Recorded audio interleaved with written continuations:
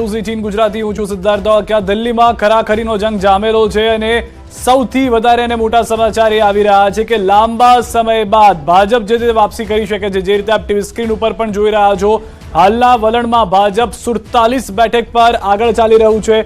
27 વર્ષ બાદ દિલ્હીમાં મોટા ઉલટફેરના સમાચાર મળી રહ્યા છે। હાલમાં એક બેઠક ભાજપે જીતી લીધી હોવાની પણ જાણકારી મળી રહી છે। ભાજપે જીત સાથે ખાતું ખોલી દીધું છે।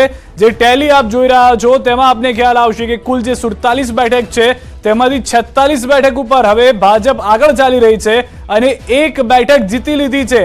બેઠકમાં જીતની સાથે શરૂઆત કરી છે ભાજપે। એક બેઠક પોતાના નામે કરી લીધી છે। કઈ બેઠક છે તે પણ ટૂંક સમયમાં સ્પષ્ટ થઈ જશે, પરંતુ શુભ શરૂઆત થઈ ચૂકી છે ભારતીય જનતા પાર્ટી માટે। 47-23 નો આ ગેપ છે, લીડ કાપવી મુશ્કેલ થશે સ્વાભાવિક રીતે આમ આદમી પાર્ટી માટે, પરંતુ જે શરૂઆત છે જીતની તે પહેલી બેઠક ભાજપે જીત સાથે કરી લીધી છે। હવે જે છે તે આંકડાઓમાં બદલાવ જોવા મળશે। જે બેઠકો જીત છે તેમાં બદલાવ થતો જોવા મળશે।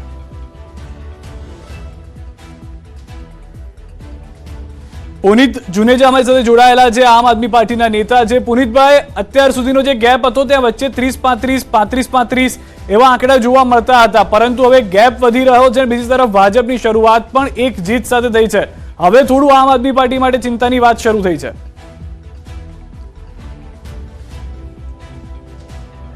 જી, એમાં અત્યારે પણ ઘણી સીટો એવી છે જ્યાં માર્જિન 500, 1000, 2000 વોટની અંદર જ છે। રાઉન્ડ્સ હજી બાકી છે, એટલે ફિક્સ ફિગર્સ તો હજી આપણે કહી ના શકાય। અને આ ત્રિપાંખીયો મુકાબલો હોય એટલે એમાં વોટિંગ પર્સન્ટેજ માઇનર ચેન્જમાં પણ ઘણું બધું ફેર પડી જતું હોય છે। એટલે જેમ જેમ રાઉન્ડ્સ ખુલશે એ રીતે આગળ એની સ્થિતિ ક્લિયર થશે। પણ તમારી વાત બરાબર છે કે જે ધાર્યો એવો રિઝલ્ટ તો નથી જ દેખાઈ રહ્યો, પણ એની સામે એક વસ્તુ જે મેં પહેલાં પણ કીધી કે આપણે ઈડી, સીબીઆઈ, ઇલેક્શન કમિશન અને દિલ્હી પોલીસ એક બાજુ હોય અને એ પાર્ટી જીતી પણ જાય તો એ આપણા લોકતંત્ર માટે એ શરમની વાત છે। અને આ જે રિઝલ્ટ આગળ આવી રહ્યું છે, આપણે જે ધીરે ધીરે આગળ વધતું જશે અને ક્લિયર રિઝલ્ટ્સ આવશે। જે પણ રિઝલ્ટ આવે, આમ આદમી પાર્ટી દિલ્હીના લોકોની સેવામાં પાછળ નથી ખસવાની। અને દિલ્હીની જે પરિસ્થિતિ, જે દિલ્હીનો એક મોડલ છે એ દરેક એ ભાજપ આવે કે આમ આદમી પાર્ટી આવે એ ગણાવવાની છે। દિલ્હી મોડલ એ આમ આદમી પાર્ટીનું જ ગણાવવાનું છે અને એ જ રીતે એમને કામ કરીને પણ જો આવશે તો બતાવવું પડશે। હા, જો દિલ્હીના લોકોને જે સેવાઓ મળી રહી છે એ સેવાઓ બંધ કરવાનું ટ્રાય કરશે, એ લોકો એમને એનાથી વંચિત રાખવાનું ટ્રાય કરશે, તો એમાં આમ આદમી પાર્ટીનું એક એક કાર્યકર્તા લોકોની સાથે જ ઊભો રહેવાનો છે। અહીંયા આગળ બીજી એક જાણકારી એ પણ છે, આપની પાસે આવું છું।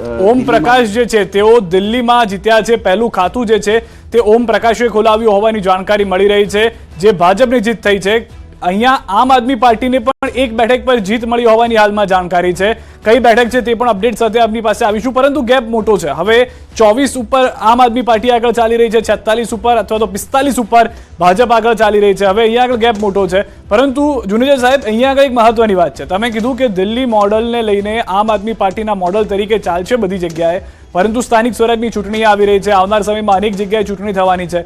હવે તમે દિલ્હી મોડલ બોલી શકશો ખરી? કારણ કે જે આ હારી ચૂક્યા છો એ દિલ્હી મોડલ તમે દેખાડી શકશો ખરી? હાર જીતથી મોડલ ચેન્જ નથી થવાનું। દિલ્હી મોડલ જ રહેવાનું છે। કારણ કે આપે જોયું હશે કે પ્રધાનમંત્રીજીએ કે ભારતીય જનતા પાર્ટીના પ્રમુખે પણ એ સ્ટેટમેન્ટ કરવી પડી કે જે દિલ્હી મોડલમાં લોકોને સુવિધાઓ મળી રહી છે, જે શિક્ષા મળી રહી છે, જે સ્વાસ્થ્યની સેવાઓ મળી રહી છે, જે ફ્રી ઇલેક્ટ્રિસિટી મળી રહી છે, પાણી મળી રહ્યું છે, જે સુવિધાઓ મળી રહી છે એ લોકોની બંધ નહીં જ કરી શકવાના એ લોકો। અને એ મોડલ ક્યારે પણ કોઈ બીજી પાર્ટી એનું બ્રેન્ડિંગ કરી જ નથી શકવાની, કારણ કે એ મોડલ અરવિંદ કેજરીવાલનો જ મોડલ ગણાશે। એ મોડલ મનીષ સિસોદિયાજીનો જ મોડલ કર્યા છે। કારણ કે તમે જોયું હશે, જ્યારે મનીષજીને અરેસ્ટ કર્યા એનાથી આપણે એ 15 દિવસ પહેલાંની ઘટના જોઈએ તો ન્યૂયોર્ક ટાઈમ્સમાં એમનો આખો ફ્રન્ટ પેજ પર એક ફોટો આવ્યો હતો, દિલ્હીના સ્કૂલ્સ વિશેની આખી એક સ્ટોરી કવર થઈ હતી। એટલે ભારતીય જનતા પાર્ટીએ ત્યારથી જ એમને ખબર પડી ગઈ હતી કે એમને આ પોઝિટિવલી આ ઇલેક્શને ક્યારે જીતી શકવાના નથી। એટલે ત્યારથી તમે જોયું હશે તો એમને બધું નેગેટિવ જ ચાલુ કર્યું છે। અમારા 5 ટોપ નેતાઓને ઉપાડીને તમે જેલમાં નાખી દો અને તમે કહો કે હવે ઇલેક્શન જીતી બતાવો, તો અમે તો અમારી મહેનત કરી જ છે અને એ મહેનત હવે કેટલા હદ સુધી રંગ લાવે છે, કારણ કે હજી મેં કીધું એ પ્રમાણે ઘણી સીટો એવી છે જેમાં ફેરબદલ થઈ શકે. પણ એ વસ્તુ દિલ્હીની જનતાને ખબર છે, દિલ્હીના લોકોને ખબર છે. અને પછી જ્યારે આપણે એ પણ જોયું કોંડલી બેઠકથી પુનિતભાઈ આપણા માટે સારા સમાચાર છે. કુલદીપની જીત થઈ છે, કુલદીપસિંહની જીત થઈ છે. કોંડલી બેઠકથી આમ આદમી પાર્ટી માટે એક સારા સમાચાર છે. પરંતુ અહીંયા આગળ આમ આદમી પાર્ટી એક જીતે તો ભાજપ 2 જીતી જાય છે. જે આંકડાઓ છે તે હવે બદલાતા થઈ રહ્યા છે. જે વિનના આંકડાઓ છે તેમાં આપ જુઓ તો ભાજપ જે 46 પર આગળ ચાલતું હતું તે 44 પર આગળ ચાલી રહ્યું છે અને 2 બેઠક જીતી લીધી છે. જ્યારે આમ આદમી પાર્ટી 24 આગળ ચાલતું હતું તે હવે 23 પર આગળ ચાલી રહ્યું છે અને 1 બેઠક જીતી લીધી છે. અહીંયા આગળ જે 1 મિનિટનો ખેલ છે, જુનેજા સાહેબે પણ કીધું કે હવે સરસાઈ ઓછી રહી છે, પરંતુ સરસાઈ ઓછી રહી અને જે સતત આગળ વધી રહી છે લીડ એ 46 થી ખેંચી અને 35 થી નીચે લાવવી મુશ્કેલ થઈ જશે. અને એ પણ વાત છે કે જે 23 કે 24 પર આમ આદમી પાર્ટી આગળ ચાલી રહી છે તે 23-24 પરથી ખેંચીને 35 ની ઉપર લઈ જવી મુશ્કેલ થઈ જશે. તો દિલ્હીમાં ભાજપની 2 બેઠક ઉપર જીત જે છે તે નક્કી થઈ ચૂકી છે. 2 બેઠક ઉપર ભાજપ જીતીને આગળ વધી રહ્યું છે. મોદીના ઝંઝાવત સામે દિલ્હીમાં આપ સાફ થતી હોય તેવા દ્રશ્યો જોવા મળી રહ્યા છે. આપના આ જે ઉમેદવારો છે તેઓ હારતા જોવા મળી રહ્યા છે. જુનેજા સાહેબ, ટૂંકમાં એક પ્રતિક્રિયા એ પણ લેવી છે, બીજા આંકડાઓ વચ્ચે આવી જાય પહેલા. અહીંયા આગળ કોંગ્રેસનો શું રોલ રહ્યો છે? કોંગ્રેસ ઇલેક્શન લડ્યું, 2 વખતથી લડે છે, આંકડા તો કોઈ બદલાતા નથી. આપનું શું માનવું છે તેને લઈને?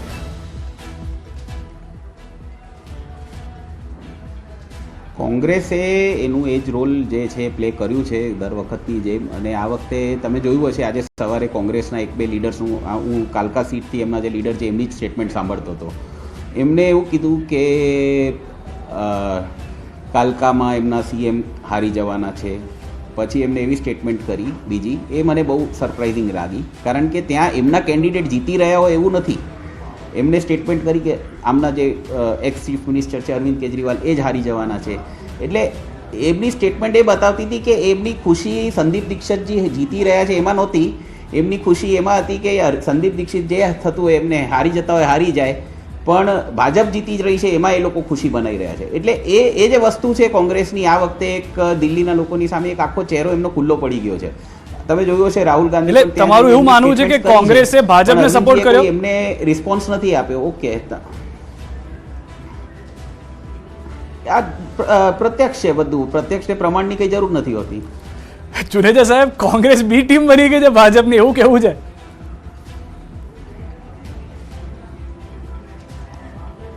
પ્રત્યક્ષ છે, તમે જોઈ લો વસ્તુ. ત્યાં એ લોકો ભાજપ જીતી રહી છે એમાં ખુશી મનાઈ રહ્યા છે. એનાથી વધારે શું જોઈએ આપણે જાણવાનું? એના માટે શું બીજો શું પ્રમાણ જોઈએ? કેમ કે જે કોંગ્રેસ, જે ઇન્ડિયા ગઠબંધનની વાત હતી, હવે તો સ્થાનિક સ્વરાજની ચૂંટણીઓ આપણે ત્યાં પણ છે. ભાજપની લીડમાં એમના ત્યાંના કોંગ્રેસના જે ટોપમોસ્ટ લીડર્સ છે એ ભાજપની લીડમાં એટલી ખુશીઓ મનાઈ રહ્યા છે, એનાથી વધારે શું હોઈ શકે? અહીંયા આગળ જુનેજા સાહેબ એ પણ થઈ જશે ને કે સ્થાનિક સ્વરાજની પણ ચૂંટણી છે. આમાં તો કઈ રીતે સમજવું? હવે મતદાર કન્ફ્યુઝ થઈ જશે કે મારે કોની બી ટીમ સમજવું. હા, છે બિલકુલ.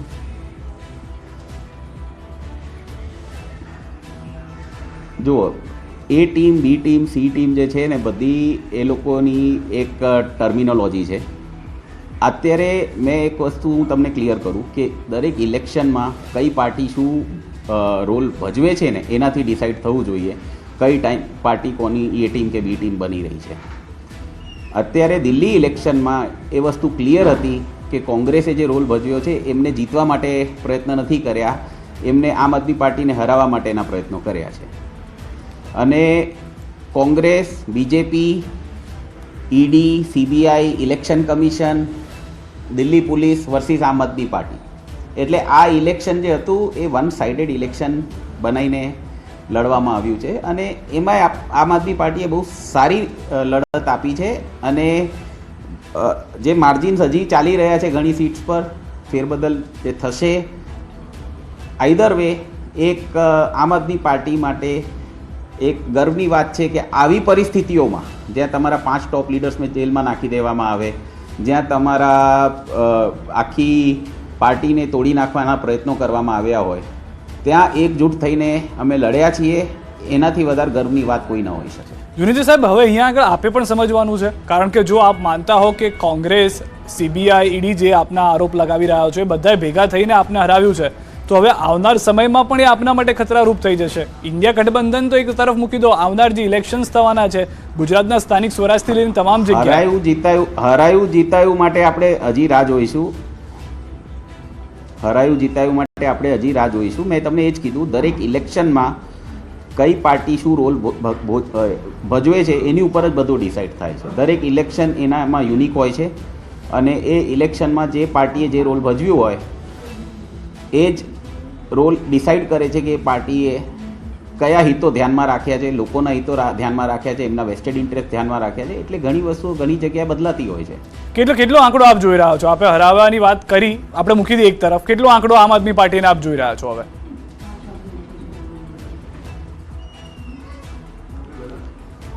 આંકડો હું હજી કંઈ નહીં સ્ટેટમેન્ટ કરી શકું, કારણ કે હજી ઘણી સીટ્સ એવી છે જ્યાં માર્જિન ઓફ ડિફરન્સ બહુ ઓછું છે. આમાં જુઓ તમે, વોટ પર્સન્ટેજ ઉપર જ આપણે જઈએ તો જે વોટ પર્સન્ટેજ છે એમાં ક્યાંક ને ક્યાંક ફેરબદલ થઈ રહ્યા છે. 4-5% ઉપર જ આખો અત્યાર સુધીના ટ્રેન્ડ્સ ચાલી રહ્યા છે. એટલે 4-5% વોટ્સ જે છે એમાં ઘણીવાર 2 રાઉન્ડ્સમાં કે 3 રાઉન્ડ્સમાં પણ ઘણી બધી વસ્તુઓ બદલાઈ જતી હોય છે.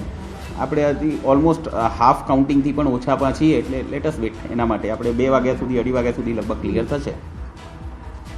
જુનેજી સાહેબ અમારી સાથે જોડાયેલા રહેજો. હાલના જે ઓફિશિયલ ફિગર્સ જોઉં છું, કારણ કે ન્યૂઝ ચેનલ્સ ઉપર ના ઈસીના આંકડા જ અમે અત્યારના પણ અમે બતાવી રહ્યા છીએ. અમે પણ પ્રયત્ન એ જ કરી રહ્યા છીએ. ઉપર વાત કરું. હાજી, આપની સાથે જોડાઈશું, પરત આવીશું 1 મિનિટ માટે. પરંતુ હાલમાં જે અનેક મુદ્દાઓ રહ્યા છે, જે ટીવી સ્ક્રીન ઉપર અમે આપને બતાવી રહ્યા છે કે કયા કારણે ભાજપ એક તરફ જીત તરફના પ્રયાણ કરી રહ્યું છે, જે જનતા સાથે વાતચીત કરી, જે લોકોનો મત હતો તે જાણવાનો પ્રયાસ કર્યો હતો.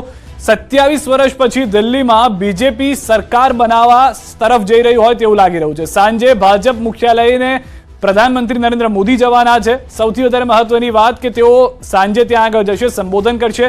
70માંથી હાલમાં 43 બેઠક પર ભાજપ આગળ ચાલી રહ્યું છે. 2 બેઠક જીતી લીધી છે. દિલ્હીની મોટાભાગની જે બેઠકો છે ત્યાંથી જે આંકડાઓ આવી રહ્યા છે તેની અમે આપણે વાત કરી રહ્યા છે કે જે સત્તાવાર ઇલેક્શન કમિશન તરફથી પણ બતાવવામાં આવી રહ્યા છે. દિલ્હીની રમખાણવાળો સીટ ઉપર 40,000ની લીડ છે. સીએમ આતિશી સહિત 3 મંત્રીઓ પાછળ ચાલી રહ્યા છે અને 3 આગળ પણ ચાલી રહ્યા છે. દિલ્હીની 9 હોટ સીટ આપ ફક્ત 3 ઉપર આગળ ચાલી રહ્યો છે, જે હોટ સીટ બનાવી છે તેમાં. એટલે કે 70ની અંદર આ જે આખો જંગ થયો છે તે 70નો આ જંગ છે તે અલગ જ પિક્ચર લઈને આવી રહ્યું છે. જો કે ન્યૂઝ 18 ગુજરાતીએ જ્યારે આ તમામ એક્ઝિટ પોલ આવ્યા હતા એ તમામ એક્ઝિટ પોલને ભેગા કરી તેનો સરેરાશ એક આંકડો બતાવ્યો હતો. જે સરેરાશ આંકડો એક્ઝિટ પોલનો થતો હતો ભાજપને 44+ બેઠકો. તો હવે જે આંકડો અત્યારના જોવા મળી રહ્યો છે તે પ્રમાણેનો હાલમાં જોવા મળી રહ્યો છે.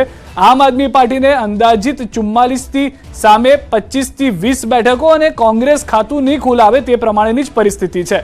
અહીંયા આગળ પરિસ્થિતિ એ છે કે હાલના મુખ્યમંત્રી, મંત્રીઓ, તમામ લોકોની પરિસ્થિતિ પાછળ ચાલતા હોય તેવી જોવા મળી રહી છે. જુનેજા સાહેબ, અહીંયા ચિંતાની વાત કદાચ, ચલો બાકી બધી બેઠકો તો એક તરફ મૂકીએ, આતિશીજી પાછળ ચાલી રહ્યા છે, કેટલાક મંત્રીઓ જે આપના છે તે પાછળ ચાલી રહ્યા છે, એ માર્જિન હવે વધતું જઈ રહ્યું છે.